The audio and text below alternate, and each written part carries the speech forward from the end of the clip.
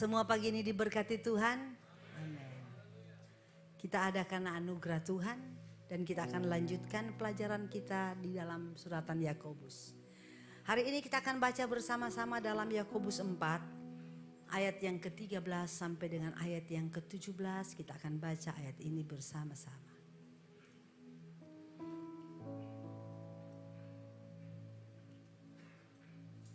Kita akan baca 2-3. Jadi sekarang kamu, hari ini atau besok kami akan berangkat ke kota Anu. Dan di sana kami akan tinggal setahun dan berdagang serta mendapat untung. Jadi,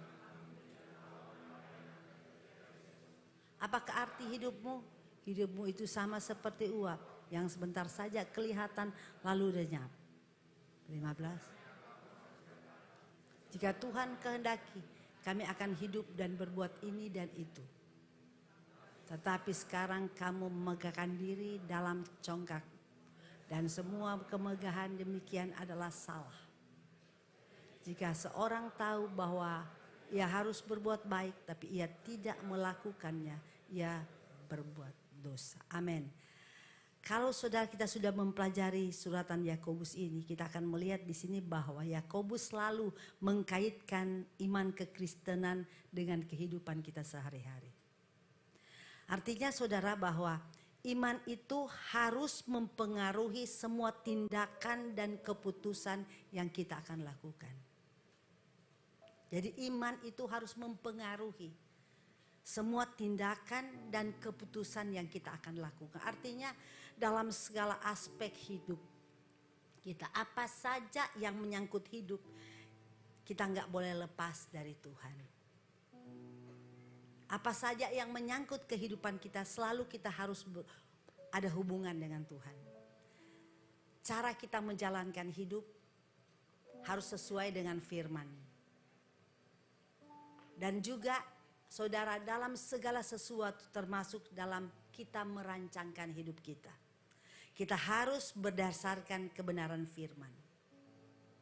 Jadi kita harus melibatkan Tuhan dalam segala hal. Termasuk dalam segala rancangan-rancangan yang kita akan lakukan. Kita harus libatkan Tuhan di dalamnya. Saudara, kita harus menyadari bahwa rancangan kita seringkali tidak benar. Tapi kita harus tahu bahwa rancangan Tuhan itu selalu baik. Saudara tahu bahwa rancangan itu akan baik, akan indah kalau kita melibatkan Tuhan di dalamnya. Karena apa saudara? Sebagai orang percaya, sebagai anak Tuhan, kita harus menjalankan kebenaran ini dengan sungguh-sungguh. Dengan benar, seperti yang sudah diajarkan sejak pasal pertama suratan Yakobus, bahwa iman itu harus disertai dengan perbuatan. Tentu perbuatan yang Tuhan inginkan bagi kita itu bukan perbuatan menurut kehendak kita, tapi menurut kehendak Tuhan. Sesuai dengan firman Tuhan, termasuk segala rancangan yang kita akan ambil dalam hidup ini. Sebagai manusia tentu kita banyak rancangan dalam hidup ini. Kita punya rencana dalam hidup kita. Itu baik. Itu sangat baik. Orang yang bijak pasti dia akan mempunyai rancangan dalam hidupnya. Cuma orang yang bodoh yang tidak melakukan hal itu.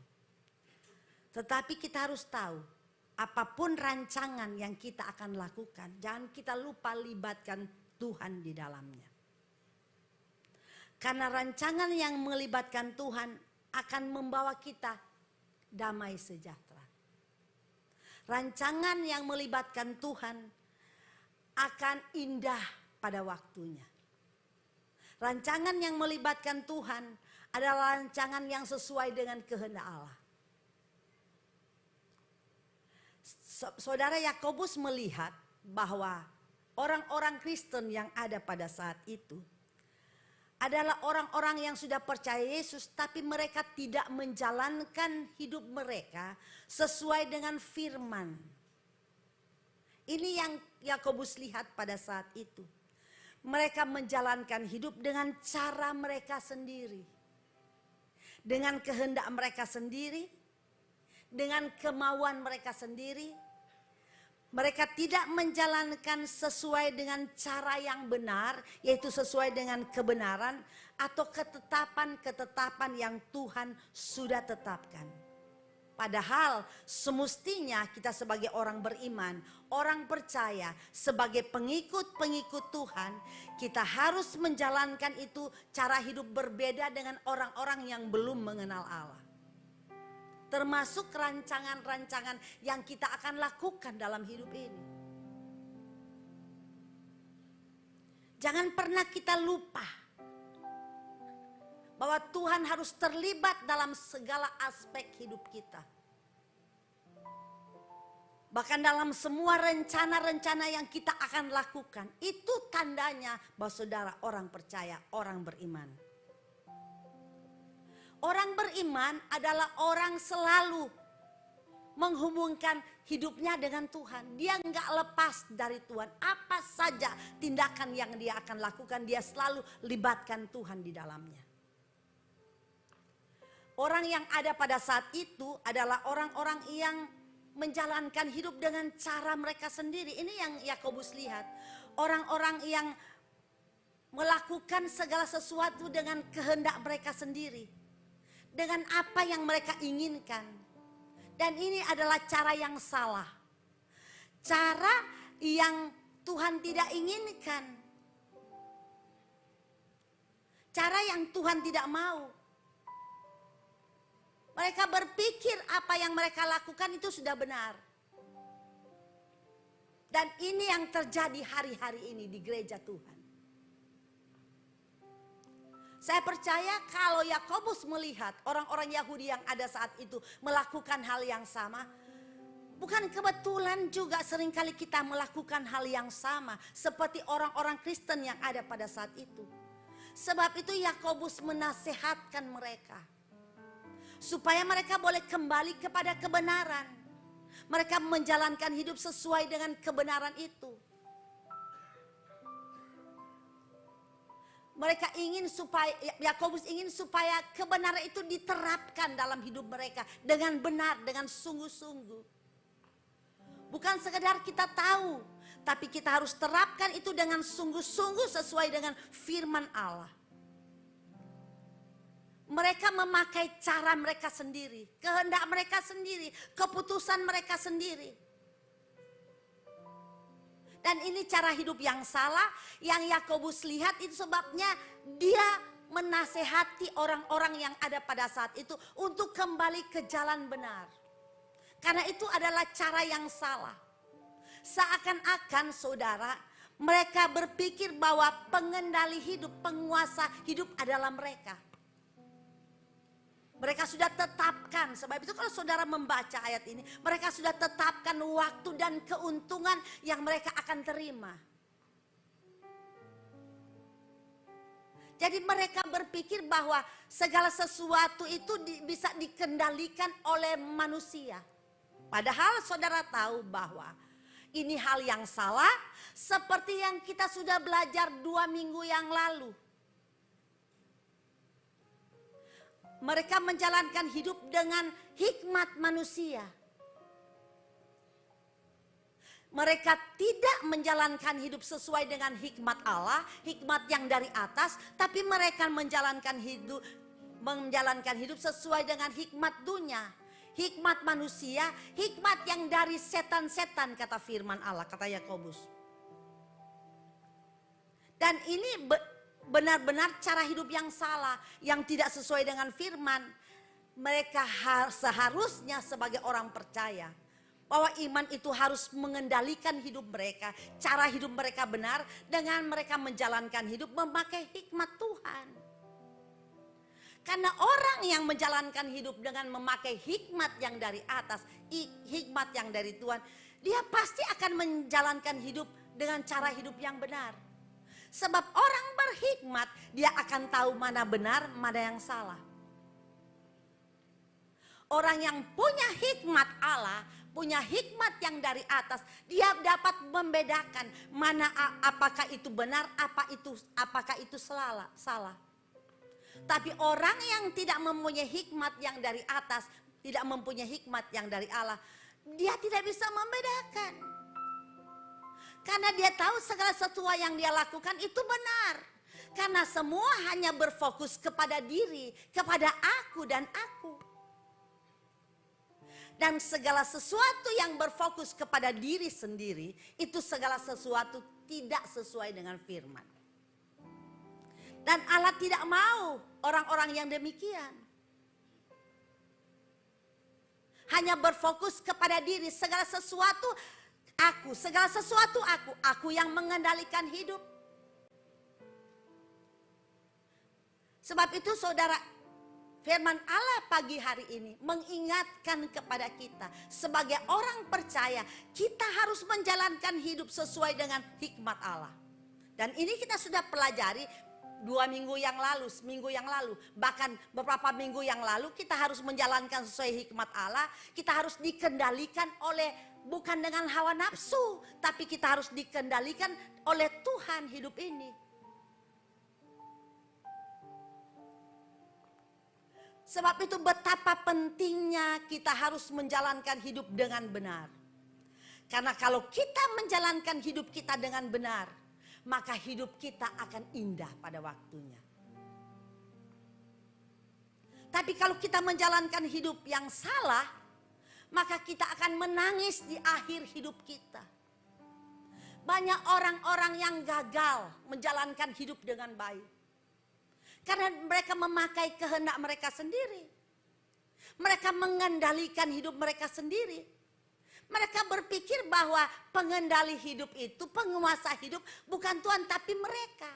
Mereka melupa bahwa kedaulatan penuh atas hidup manusia adalah Tuhan. Yakobus tidak menentang orang yang membuat rencana. Sebab manusia itu harus juga penting untuk membuat rencana dalam hidup. Dan firman Allah tidak pernah melarang akan hal itu. Itu baik. Tapi semua yang kita rancangkan harus berdasarkan kebenaran. Semua yang kita rancangkan, aktivitas apapun, keputusan apapun, tindakan apapun yang kita akan lakukan, jangan sampai kita tidak libatkan Tuhan di dalamnya.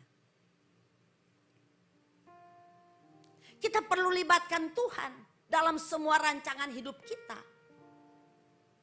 Saudara, kalau kita libatkan Tuhan dalam semua rancangan hidup kita, maka semua akan sempurna. Berapa banyak di antara kita seringkali gagal karena merancangkan sesuatu tanpa melibatkan Tuhan. Akhir ujung-ujungnya yang dia alami bukan keuntungan, bukan kebahagiaan, tapi dia mengalami sesuatu yang begitu merugikan hidupnya, begitu menyakitkan. Dan ujung-ujungnya mulai persalahkan Tuhan. Tuhan, saya sudah setia kepadamu, saya sudah melakukan ini dan itu. Tapi kenapa usahaku, rencanaku, rancanganku ini kok gak berhasil?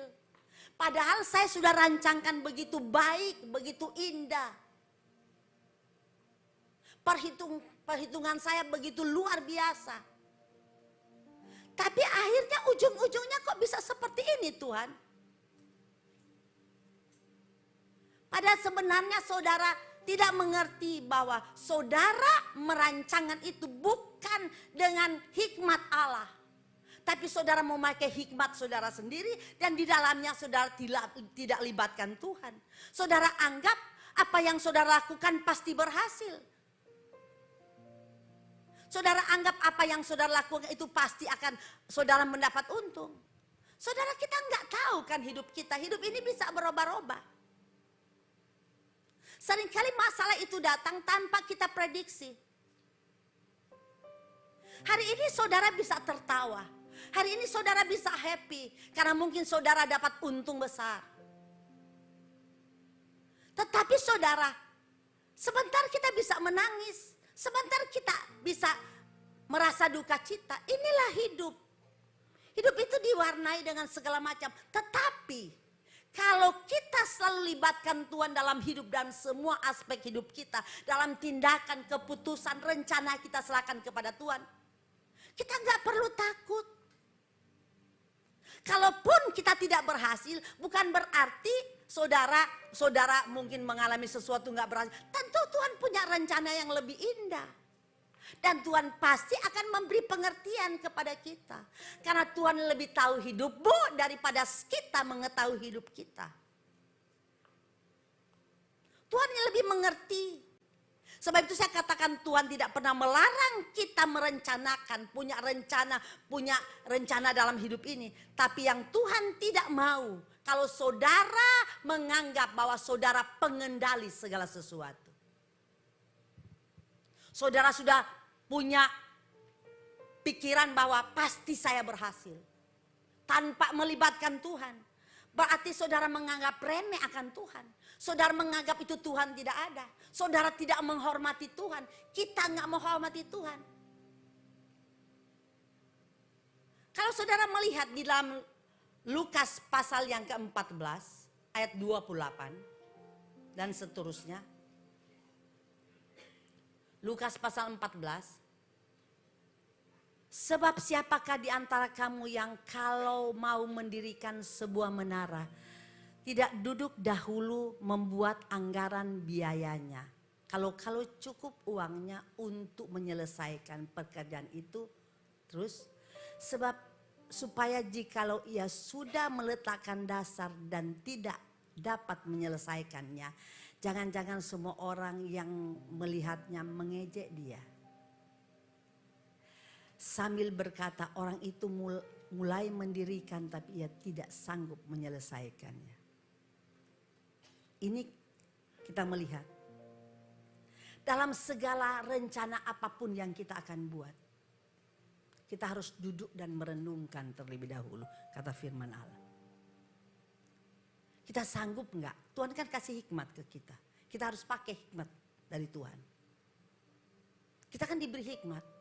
Jadi segala sesuatu rencana apapun yang saudara akan buat, saudara duduk dan merenungkan. Apakah rancangan ini sesuai dengan firman Bu atau tidak? Apakah yang saya rencanakan ini saya mampu atau tidak? Seperti yang saya sudah katakan tadi pagi. Kalau saudara rasanya nggak mampu, jangan saudara memaksakan diri. Karena kita diberi hikmat oleh Tuhan. Diumpamakan apabila orang ingin membuat menara. Dia harus duduk dan merenungkan. Apa dia mampu menyelesaikan atau tidak. Contoh, saudara mungkin gak akan membangun menara.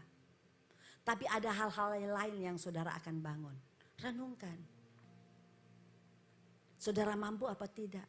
Apa ini sesuai dengan firman apa tidak? Saya memberikan contoh. Kalau saudara ingin membangun rumah. Saudara tahu anggaran rumah itu adalah 500 juta. Dan saudara punya uang cuma 5 juta. Uang yang ada di tangan saudara punya 5 juta. 5 juta. Lalu saudara kata, saya bangun pakai iman. Itu iman konyol. Saudara punya uang 5 juta, saudara mau bangun 500 juta. Terus yang 400 lebih juta mau ambil di mana? Itu kan orang yang gak berhikmat.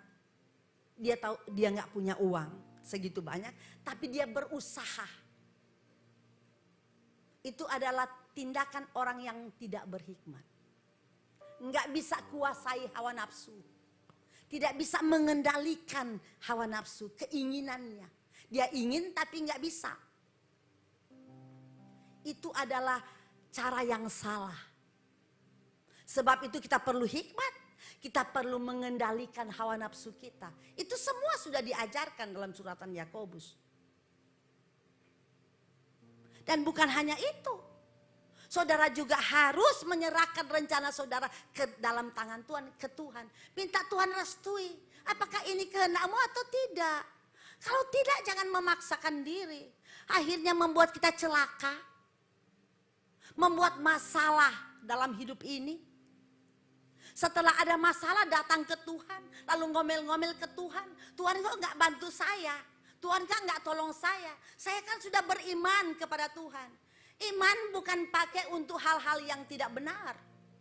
Untuk memenuhi keinginan kita, memenuhi hawa nafsu kita. Sebab itu perlu hikmat dari atas. Kalau kita pakai hikmat dari atas, kita tahu mana yang baik, mana yang benar, mana perlu dilakukan atau tidak. Tapi kalau kita pakai hikmat manusia, hikmat dari setan-setan, kita main nabrak aja. Padahal sebenarnya kita nggak mampu. Ini yang seringkali kegagalan terjadi dalam hidup banyak orang percaya. Karena tidak bisa menguasai hidup. Tidak bisa mengendalikan hawa nafsu. Dan tidak berjalan menurut hikmat Allah. Sebab itu Yakobus menerangkan, penting kita untuk dalam segala rencana aspek hidup apapun yang kita akan lakukan, libatkan Tuhan di dalamnya. Kalau kita libatkan Tuhan di dalamnya, Tuhan pasti akan memberi penjelasan kepada kita. Kalau rasanya kita nggak mampu, Tuhan akan berhentikan, Tuhan akan bicara kepada kita, jangan teruskan langkah-langkah itu. Dan saudara akan melihat sebentar bagaimana tokoh-tokoh orang percaya. Setiap mereka ingin melakukan sesuatu, mereka bertanya kepada Tuhan. Mereka nggak main nabrak aja. Setelah rugi, setelah kebentur, setelah terjadi sesuatu, baru mulai ngomel, mundur dari Tuhan. Nyatanya saya sudah setia, tapi ternyata yang saya dapatkan tidak mendapat sesuatu dalam hidup saya. Hidup saya nggak bahagia, saya nggak diberkati Tuhan. Padahal bukan demikian. Dia menjalankan hidup dengan cara hidup yang salah. Kalau kita menjalankan hidup dengan cara hidup yang salah, tidak pakai hikmat Allah, ya tentunya kita akan terima akibatnya. Sebab itu perlukan kita menguasai diri, mengendalikan hawa nafsu, dan berjalan menurut hikmat Allah. Dan firman Allah katakan dalam segala rencana kita harus libatkan Tuhan. Jangan kita berpikir karena kita anak Tuhan, pasti Tuhan akan tolong saya, pasti Tuhan akan cukupkan saya. Kita nanti berdoa kepada Tuhan. Iya, berdoa dan bekerja, betul.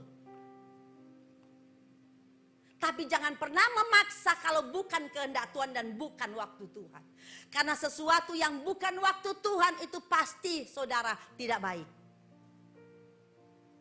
Kita harus bekerja menurut waktu Tuhan. Segala sesuatu menurut waktu. Tunggu, sabar. Dalam rencana dan waktu Allah. Karena waktu Allah itu selalu indah. Jadi kalau ada di antara jemaat yang hadir pada saat itu, mungkin punya merencanakan sesuatu. Saudara duduk dan merenungkan, rasanya nggak sampai saya, nggak kuat saya sampai demikian. Lalu saudara berpikir, saya pakai iman aja. Gak apa-apa pakai iman. Tapi iman juga harus disertai dengan kebenaran. Harus didasarkan oleh kebenaran. Bukan iman konyol. Kan saudara seringkali, saya beriman saya dapat mobil. Lalu lewat pegang mobil orang. Dalam nama Yesus jadi punya saya. Itu iman gak benar. Lalu saudara tunggu-tunggu, saya sudah tumpangkan tangan. 100 mobil yang lewat saya tumpangkan tangan. Tidak ada satu cantol ke saya. Karena apa? Ini kan iman gak benar. Bukan begitu orang beriman. Orang beriman adalah orang yang berhikmat. Saudara bekerja, Tuhan kasih hikmat, saudara bekerja, saudara dapat untung, lalu saudara beli mobil. Mobil gak pernah turun dari sorga, dari langit lalu terbang ke depan rumah saudara. Gak pernah itu terjadi. Gak pernah itu terjadi saudara. Tapi kalau seandainya iman itu, Tuhan tahu kan memberi yang terbaik buat kita. Tuhan tahu kebutuhan kita. Kalau sebab itu kan di dalam firman Allah yang 2 minggu yang lalu, kenapa seringkali kita berdoa gak dijawab? Karena doa itu kita doakan untuk memuaskan hawa nafsu. Saudara berdoa, Tuhan berikan saya mobil, berikan saya sepeda motor, berikan apa. Tapi kalau itu untuk memuaskan hawa nafsu, Tuhan pasti gak jawab doa begitu. Tapi doa yang benar-benar sesuai dengan firman Allah pasti Tuhan jawab. Saya mendengar kesaksian begini. Orang-orang hamba-hamba Tuhan yang ada di pedesaan yang pada waktu lalu-lalu, hamba-hamba Tuhan yang berapa puluh tahun yang lalu, Mereka itu hamba Tuhan hidup di desa-desa itu susah sekali. Mau makan aja susah.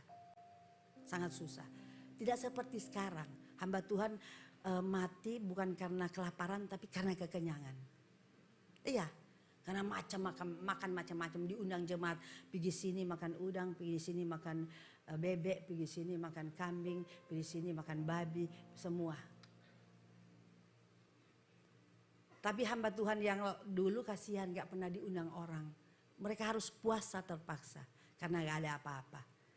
Tentu ketika saya dengar cerita bahwa ada seorang hamba Tuhan ini, dia sudah puasa, dia mau buka puasa sudah berapa hari gak ada makanan. Lalu dia gak tahu mau makan apa. Dia berdoa kepada Tuhan. Istrinya bilang ini sudah mau buka puasa kita gak tahu mau makan buka puasa. Apa ya gak ada makanan. Karena zaman dulu hamba Tuhan itu susah. Bukan berarti saya bilang zaman sekarang hamba Tuhan senang. Enggak juga. Saya juga merintih susah saudara. Susah sekali. Gak makan juga, jalan kaki semua saya hadapi. Dan saya lewati semua itu. Bukan seperti hamba-hamba Tuhan sekarang kayaknya instan.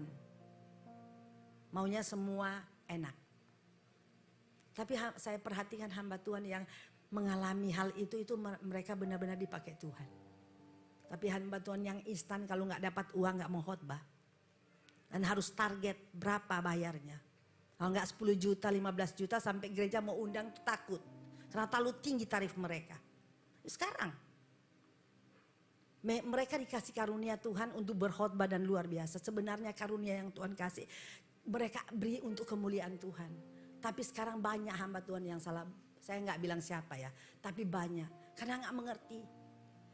Mau bayar berapa? Dikasih ada sekretaris yang bilang kamu kasih begini ya, uang tiket hotel. Hotel lagi ditentukan, nggak mau hotel yang apa ya? Hotel yang, mau bilang hotel kecil yang kayak cuma hotel kayak kecil-kecil, mau hotel berbintang. Hotel bintang 5, bintang 4, tanya dulu hotel mana? Pesawat apa? Pesawat Garuda atau Lion? Padahal sama, tibanya sama. Harus Garuda. Bisnis kelas, ada yang tarif bisnis kelas, ada yang biasa aja yang penting Garuda. Ada yang hotel mana? Dia lihat dulu hotelnya. Kalau hotel cuma kayak pop-pop. Tahu kan pop-pop gitu. Pop kan murah toh. Saya kalau pergi Jakarta nginep di Pop Hotel. Di Kelapa Gading cuma 300 lebih. Hotelnya. Murah, kalau memang banyak orang gak ada tempat saya nginep. Saya cari paling murah. Kalau Karen mau pergi mana-mana, Karen cari hotel paling murah. Mama ini selalu paling murah, gak ada paling murah. Cari sampai dapat, sudah cari gak dapat-dapat. Kayak gitu. Yo kalau bisa kenapa kan cuma mau nginep malam tok kok, siang kan kita jalan-jalan. Jadi cuma mau tidur malam gak perlu yang mahal-mahal, ngapain. Saya suka bilang begitu, pokoknya cari paling murah. Jadi kalau udah murah-murah itu pop-pop, adalah, banyak lah. Yang begitu-begitu. Tapi kalau yang mahal-mahal yang, saya lupa nama-namanya. Soalnya gak pernah nginep hotel mahal kecuali diinapkan orang. Kalau mau beli sendiri sayang uang. Kalau di hotel mahal 1 hari, di hotel lain 5 hari. Iya, kalau pop kan 350, di lain kan 1 juta lebih, itu kan sudah berapa hari. Sayang kan uangnya. Jadi itu, tapi dia suka ngomel, mama ini selalu yang murah-murah. Iya itu gak apa-apa yang penting kita bisa nginap, itu aja gak perlu yang mahal-mahal. Tanya lagi hotel yang berapa, bintang berapa. Pernah saya sudah beli hotel, kalau salah satu orang ini. Saya sudah beli hotel yang mestinya itu lumayan hotelnya, bagus. Tapi dia bilang gak mau katanya, terpaksa hotel itu batal. Karena saya harus ganti ke hotel yang lebih luar biasa. Saya waktu itu kecewa juga. Tuhan, hamba Tuhan kok model kayak gini. Betul loh, saat ini, hari zaman ini akhir zaman saudara. Seperti ini. Jadi saudara, kalau rasanya kita ini nggak mampu, jangan paksakan diri. Jadi saudara hamba Tuhan ini, dia nggak tahu mau makan apa. Lalu dia sudah habis berdoa, tahu-tahu katanya ini di daerah Sulawesi, pasti ada orang yang sudah tahu ini. Tahu-tahu ada ikan, ada burung tangkap ikan. Burung tangkap ikan, lalu ikan jatuh di depan rumah dia. Lalu dia waktu keluar bunyi, tak bunyi kan, kalau ikan kan masih hidup. Dia lihat, oh ternyata ikan besar. Nah ikan itu yang mereka makan, itu mujizat. Luar biasa. Mereka sudah gak tahu mau makan apa di pedesaan itu, orang hamba Tuhan susah-susah. Sebab itu jemaat, kalau ada hamba Tuhan yang rasanya perlu dibantu, kalau saudara tergerak jangan tahan. Jangan saudara keraskan hati, beri. Beri. Mereka yang susah-susah itu saudara beri. Saudara pasti akan diberkati Tuhan. Lalu ada orang sudah turunkan beras, orang gak kenal, gak tahu dari mana. Om ini rumahnya om, padahal orang itu dia gak akan ada yang suruh bawa. Itu memang bisa terjadi. Karena dia butuh makan. Dia sudah pelayanan setengah mati di situ, dia perlu makan untuk menyambung hidup. Dan Tuhan adakan mujizat. Tapi kalau kita berdoa Tuhan kirim mobil, itu bukan kebutuhan. Kalau memang mungkin saudara butuh mobil untuk pelayanan karena di desa perlu angkat jemaat, mungkin bisa aja, tapi itu Tuhan yang paling tahu. Kalau untuk kepentingan Tuhan, untuk pelayanan pasti Tuhan berikan, tapi di luar itu Tuhan gak akan berikan.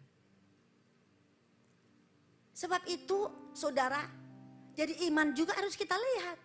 Iman seperti apa kan saudara sudah lihat. Kenapa doa gak dijawab? Karena dia memohon ke Tuhan doanya itu untuk memuaskan hawa nafsu. Doa seperti ini jangan saudara mimpi doa ini mau dijawab. Lalu kalau gak jawab seorang ngotot Tuhan, marah Tuhan, ngambek ke Tuhan, gak mau ke gereja. Oh ini salah saudara. Saudara ke gereja mendekat dengan Tuhan itu keuntungan kita bukan keuntungan Tuhan. Tuhan gak ada untung dalam masalah ini. Tuhan sudah datang ke dunia memberikan hidup buat kita. Segalanya dia berikan kepada kita. Lalu kita mau ngambek-ngambek dengan Tuhan. Sebab itu jemaat jangan suka ngambek dengan Tuhan. Kalau saudara doamu dijawab, belum dijawab Tuhan. Saudara ada masalah hidup dalam hidup saudara. Kalau Tuhan izinkan itu saudara hadapi dengan sukacita. Minta kekuatan Tuhan. Jangan tunggu 1-2 tahun Tuhan belum jawab doa saudara, 5 tahun saudara sudah lakukan pelayanan, sudah melayani, sudah terlibat segala macam pelayanan, sudah terlibat. Ibadah apapun saudara datang, pria sudah datang wanita, wanita sudah datang pria. Nenek-nenek datang di ibadah sekolah minggu. Karena mau ingin sesuatu. Ingin sesuatu supaya Tuhan berikan. Tapi kalau motivasi saudara salah dalam hal ini, Tuhan gak akan dengar. Lalu setelah Tuhan gak jawab doa saudara, mulai ngambek ke Tuhan, marah ke Tuhan. Tuhan kok gak jawab doa saya? Padahal bukan Tuhan gak jawab, motivasimu salah. Motivasimu gak benar. Kita harus luruskan segala sesuatu menurut firman. Sebab itu jalani kehidupan berdasarkan firman. Dan jadilah pelaku firman sesuai tema kita yang ada pada tahun ini. Firman Allah katakan bahwa kalau orang ingin membangun menara, dia harus duduk terlebih dahulu lalu memikirkan apakah ini dia bisa selesaikan atau tidak. Lalu dia berdoa apakah ini kehendak Tuhan atau tidak dalam segala hal. Bukan hal saja hanya membangun bisnis. Karena tidak semua orang yang berbisnis. Ada yang orang punya bisnis. Mungkin saudara usaha kecil. Atau dalam rumah tangga saudara pun. Dalam rencana rumah tangga anak-anak saudara apapun. Yang saudara akan lakukan. Libatkan Tuhan di dalamnya. Pasti indah. Anak-anak muda yang ada. Saya ingin katakan. Untuk masa depan saudara-saudara harus libatkan Tuhan. Dalam pekerjaan saudara. Apa terlebih dalam mencari jodoh, teman hidup, mencari suami. Jangan sampai pakai hawa nafsu. Kalau saudara cari pasangan hanya dikendalikan oleh hawa nafsu, ujungnya pasti hancur. Tapi kalau saudara melibatkan Tuhan di dalam anak muda dalam cari pasangan hidup. Saudara kalau Tuhan terlibat di sana pasti semuanya indah.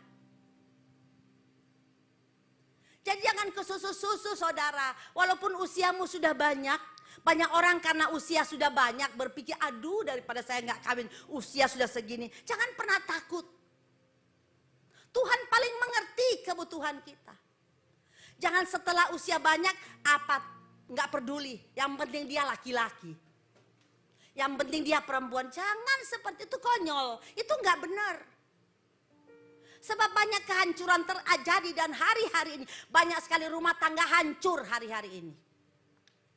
Iblis lagi bekerja dalam rumah tangga untuk menghancurkan rumah tangga. Kalau rumah tangga hancur maka gereja juga hancur. Dia tahu.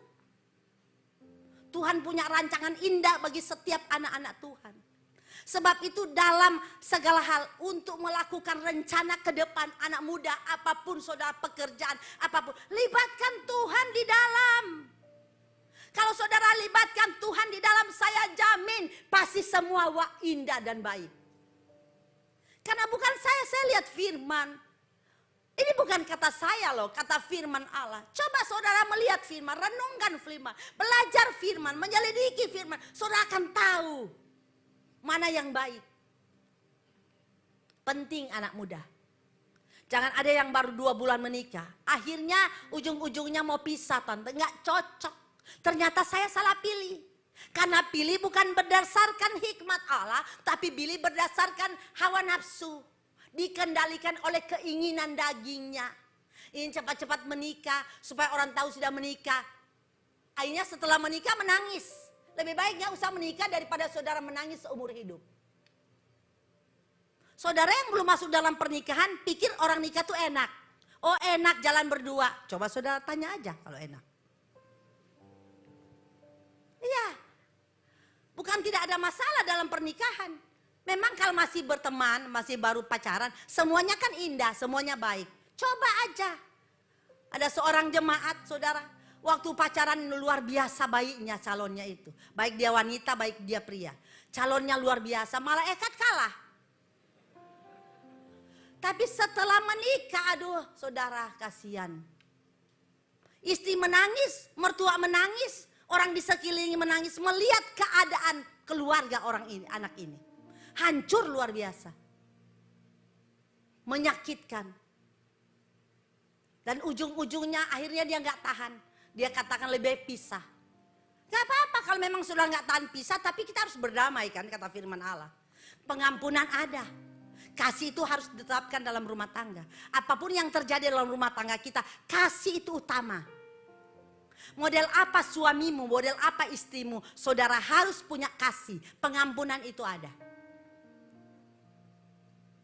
Kalau saudara memaksakan diri nggak tahan, sebab itu kalau ada jemaat katakan saya sudah nggak tahan, saya katakan bertahan. Nggak tahan, bertahan. Karena itu salah kita, akibat daripada kita memilih hal yang salah. Itu akibat, segala sesuatu ada akibatnya. Nggak mungkin nggak. Rasanya nggak kuat, kamu kurang berdoa. Banyak berlutut, banyak berdoa supaya lututmu makin kuat. Sudah berdoa segala macam cara, mulai tiarap, berdiri, setengah berdiri, tidur. Semua gaya doa saya sudah lakukan. Dan ujung-ujungnya terpaksa saya harus cerai tante. Saya bilang, saya nggak bilang kamu nggak boleh mengizinkan kamu cerai. Karena firman Allah tidak mendukung hal itu. Tapi kalau seandainya saudara cerai berarti saudara nggak mau berdamai dong. Tuhan katakan kasihi musuh. Masa suami itu musuh? Bukan kan? Kamu sudah memilih dia. Masa tahu-tahu musuh kok mau kawin? Jangan kawinlah sama musuh. Kalau terpaksa saudara nggak tahan, saudara nggak bisa menikah lagi. Ya, jangan berpikir, aduh saya cerai aja. Nggak menikah 2 tahun, nanti ketiga baru saya mau menikah. 3 tahun. Tahu aja bohong. Saudara tahan diri. Karena kalau saudara menikah masih suami istri masih ada, kamu saudara bersinah. Tahu firman Allah katakan dalam Wahyu orang bersinah nggak masuk surga. Memang nggak sekarang, kan saudara nggak langsung sekarang, tapi segala sesuatu kita kan manusia kan ada akhirnya kan hidupnya, nggak selamanya kan hidup, kan cuma sementara. Akhirnya di mana? Menghadap Tuhan. Sebab itu kita ingat firman. Kalau kita masih hidup sekarang, lakukan firman dengan baik. Harus lakukan, tidak boleh tidak. Karena ujung-ujungnya kita menghadap Tuhan. Saudara kan Tuhan sudah bilang umur manusia berapa? Berapa? 7 tahun. Berapa? 70. Sampai? Nah angkat tangan yang sudah 80. 80. Oh sini belum ada 80 ya. Masih 70 ke bawah. Kalau targetnya cuma 80. Sisa usiamu berapa? Hitung sendiri ya. Saya nggak ikut-ikut, hitung aja masing-masing. Sebab itu penting melakukan firman. Libatkan Tuhan dalam segala rencanamu. Dan ini yang Tuhan firman Yakobus katakan. Orang yang tidak melibatkan Tuhan itu adalah orang yang sombong. Saudara tahu, sebab itu saya katakan Yakobus tidak menentang. Tapi Yakobus tidak mau kalau ada di antara kita yang merasa diri hebat, merasa dia pengendali hidup, dia yang atur hidupnya. Ini salah. Sebab itu Yakobus luruskan di hadapan Tuhan. Yakobus luruskan supaya apa? Kita bisa mengendalikan hidup kita dengan benar. Jangan pernah berpikir bahwa masa depanmu itu saudara yang menentukan. Masa depan itu Tuhan yang menentukan, bukan kita. Saudara, kalau saudara membaca bagaimana Daud di dalam 2 Samuel pasal 5 ayat 17 sampai yang ke-20, tolong ditampilkan.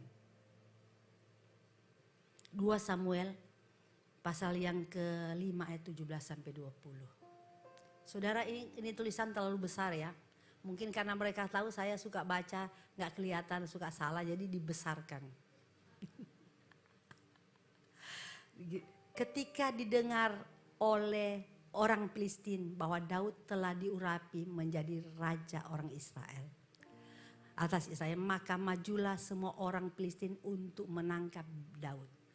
Tetapi Daud mendengar hal itu, lalu ia pergi ke kubu pertahanan. Terus ketika orang Filistin itu datang dan memencar dia di lembah Refaim 18, bertanyalah Daud kepada Tuhan, apakah aku harus maju melawan orang Filistin itu? Akan kau serahkankah mereka ke dalam tanganku? Tuhan menjawab Daud, majulah, sebab aku pasti akan menyerahkan orang Filistin itu ke dalam tanganmu. Ayat 20. Lalu datanglah Daud ke Baal Refaim dan memukul mereka kalah di sana, dan berkatalah ia, Tuhan telah menerobos musuh di depanku seperti air menerobos. Sebab itu orang menamakan tempat itu Baal Ferasim. Saudara melihat Daud. Daud adalah seorang yang jago berperang. Dia punya prajurit yang terlatih luar biasa. Dia sudah menang dalam banyak peperangan. Bagaimana dia melawan Goliat, dia menang. Dan belum lagi peperangan-peperangan yang lain. Tapi setiap kali Daud mau berperang, dia datang kepada Tuhan dan bertanya. Ini tindakan yang Tuhan inginkan bagi kita. Dalam segala hal datang kepada Tuhan dan bertanya. Dia tanya Tuhan, apakah saya harus maju apa enggak? Siapa gak kenal Daud? Tapi dia menghormati Tuhan. Dia taruh Tuhan di atas segalanya. Dia menghargai Tuhan dalam hidupnya. Lalu Tuhan katakan maju. Dia tanya, apakah kalau saya maju Tuhan akan menyerahkan musuh itu ke saya? Tuhan katakan saya akan serahkan. Luar biasa kedekatan Daud dengan Tuhan. Sampai kok bisa ngomong Ini luar biasa ya, hubungan Daud dengan Tuhan. Ini sangat luar biasa. Dia datang, Tuhan, apakah saya harus maju? Dan apakah kalau saya maju Tuhan akan menyerahkan mereka ke tanganku? Tuhan menjawab maju. Karena Tuhan menjawab maju, maka Daud melakukannya.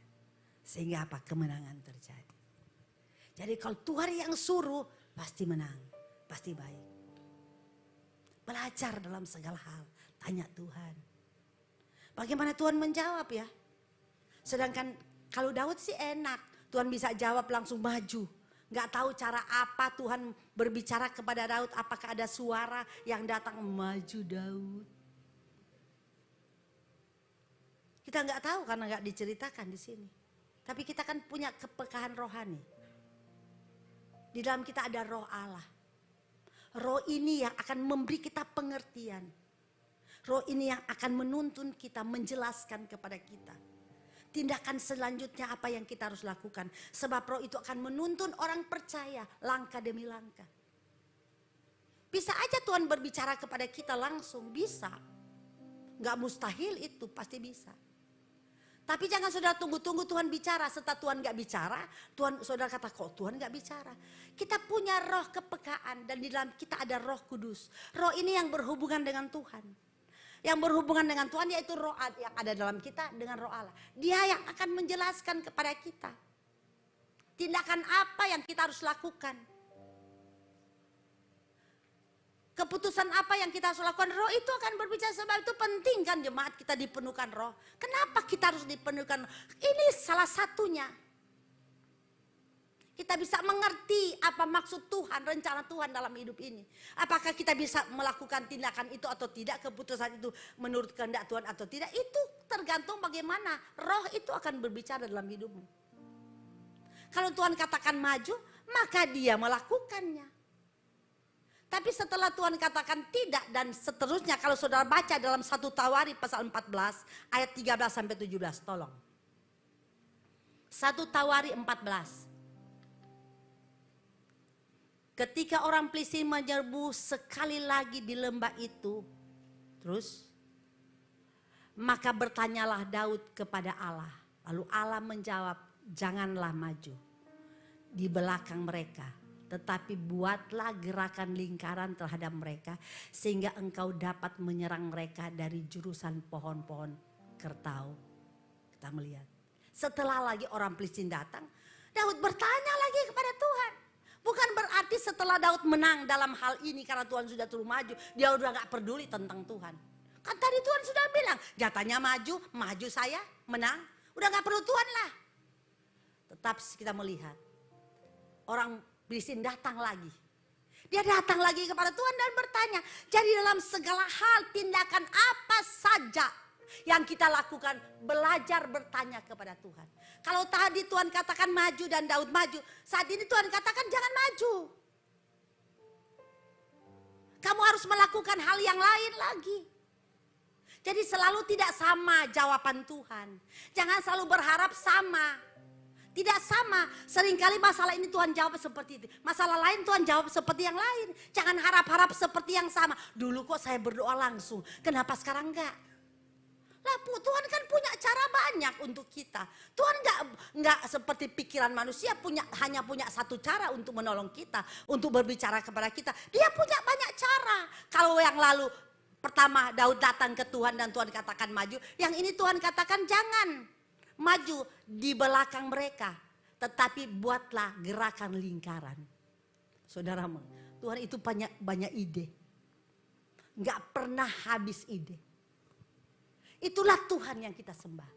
Sebab itu jemaat Tuhan, dalam hal ini saudara harus tahu bahwa Tuhan berdaulat penuh atas hidup manusia. Tuhan sendiri yang memegang kendali atas hidup manusia. Tuhan punya kuasa mutlak atas hidup manusia. Tuhan punya kuasa penuh atas hidup manusia. Tuhan punya otoritas atas hidup manusia. Manusia tidak punya kuasa apa-apa atas hidup ini. Nggak punya. Sebab itu saudara, kalau semakin kita mengerti kehendak Allah, semakin kita tahu apa yang kita harus lakukan. Sebab itu jangan saudara berpisah dengan Tuhan, berjalan terus bersama Tuhan. Maka kalau kita berjalan dengan Tuhan, maka Tuhan akan tunjukkan jalan-jalan yang mana yang kita harus lakukan. Karena orang yang mengerti rencana Allah dan dia tahu apa yang dia harus lakukan, segala tindakan dia harus datang bertanya kepada Tuhan dan serahkan kepada Tuhan. Tuhan, apa ini kehendakmu atau tidak? Apa sesuai dengan apa yang inginkan atau tidak? Kalau tidak, jangan. Segala sesuatu yang bertentangan dengan kebenaran itu jangan kita lakukan. Mungkin saudara pikir ini sesuai dengan kebenaran. Tapi mungkin sesuai dengan kebenaran menurut kita. Itu betul. Tapi Tuhan kan paling mengerti kita. Tuhan paling tahu kita, ini Tuhan yang paling tahu. Kita sendiri nggak tahu kita ini siapa. Tapi Tuhan yang tahu karena dia ciptakan saya dan saudara. Nah kalau Tuhan tahu siapa kita, serahkanlah segala sesuatu kepada dia. Nanti dia akan meluruskan jalan kita. Coba Amsal pasal 3 ayat 5 dan 6. Amsal 3 ayat 5, 6. Tolong ditampilkan. Percayalah kepada Tuhan dengan segenap hatimu dan jangan bersandar kepada pengertian sendiri. Ayat 6. Akui Dia dalam segala lakumu, maka Ia akan meluruskan jalanmu. Saudara melihat, serahkan, percayakan hidupmu, percayakan semua rencanamu kepada Tuhan. Maka Dia yang akan bertindak, Dia akan meluruskan, Dia yang akan berikan petunjuk kepada kita.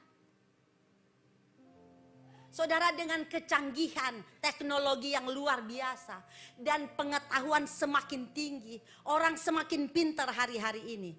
Dan saudara, dengan keahlian-keahlian dan pengalaman-pengalaman yang kita punya hari-hari ini, apa terlebih merasa diri kuat karena punya modal, merasa diri ada uang, seringkali mereka sudah gak mau libatkan Tuhan dalam banyak hal. Jadi kecanggihan teknologi, kepintaran manusia, keahlian yang dia punya, pengalaman yang dia miliki, dan mungkin ada modal yang besar. Ini yang seringkali kita tidak, orang-orang seperti seringkali sudah gak mau melibatkan Tuhan. Gak perlu Tuhan, aku kok bisa. Hati-hati saudara. Saudara ahli, saudara pintar, saudara punya uang, saudara punya modal, saudara punya pengalaman. Itu bukan apa-apa. Karena yang menentukan kita berhasil bukan karena kita hebat, bukan karena kita ahli, bukan karena kita pintar punya pengalaman dan banyak uang. Bukan, yang menentukan kita berhasil adalah Tuhan. Sebab itu Yakobus katakan serahkan itu kepada Tuhan. Segala rencanamu, saudara harus berkata kalau Tuhan kehendaki, insya Allah. Iya kan? Jadi jangan ngotot. Yesus kan berdoa di Taman Getsemani. Dia berdoa kalau bisa lalu ini cawan daripadaku. Tapi dia katakan bukan kehendakku yang jadi tapi kehendakmu.